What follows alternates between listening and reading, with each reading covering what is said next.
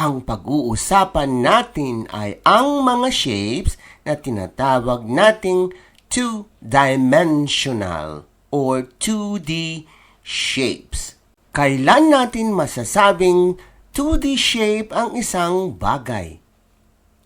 Kung ang shape ay may length at width pero walang lalim, ito ay tinatawag nating 2D shapes kagaya ng square, rectangle, and many more. Tunghayan natin ang iba't ibang 2D shapes. Circle. Circle has no side. Oval. Ang oval ay parang circle, pero na-stretch lang siya. Like circle, oval has 0 sides. The next shape that we are going to show you is a square. The square has 4 sides. 1, 2, 3, 4 equal sides. In square, there are 4 corners called vertex. 1, 2, 3, 4. 4 vertices. Other than vertices, pwede rin siyang tawaging vertexes as plural form ng vertex. The next shape is rectangle. Kaya din ng square, meron siyang 4 na sides. Ang pagkakaiba ng rectangle sa square ay ang rectangle ay may mas mahabang pares ng sides. Gaya ng square, pareho din sila ng vertices. Ilang vertices ang rectangle? 4 vertices. Rectangle. The next shape is diamond. Gaya din ng square, ang diamond ay may 4 na sides. Patulis nga lang ito. Tandaan, ang diamond ay isang quadrilateral, meaning it has 4 sides. The next shape is heart o korteng puso. Heart.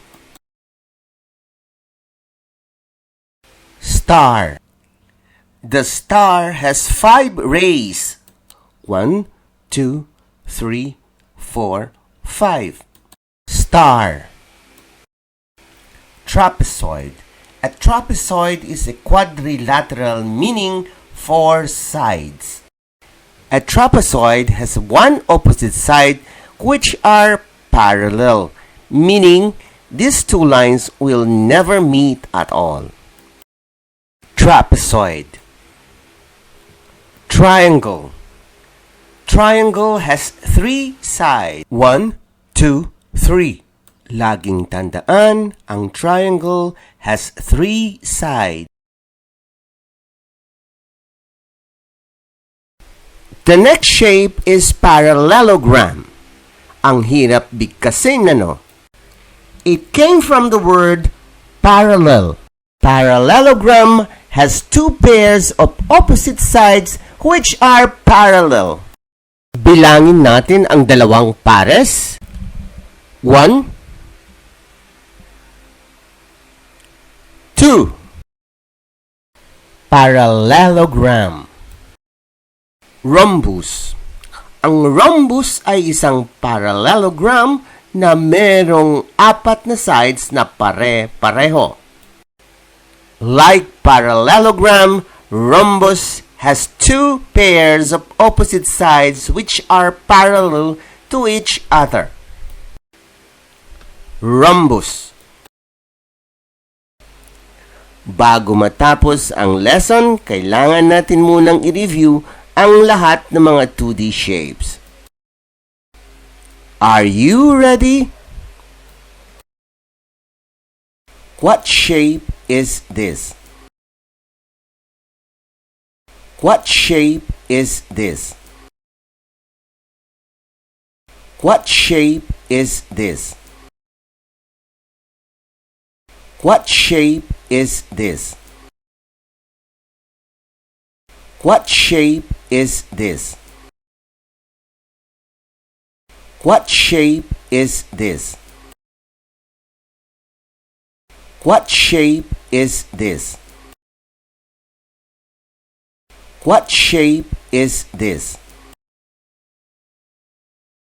What shape is this?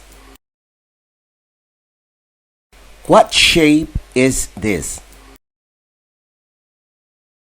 What shape is this? What shape is this? Congratulations! This ends our lesson for today. This project is brought to you by I Volunteer for Filipino Children.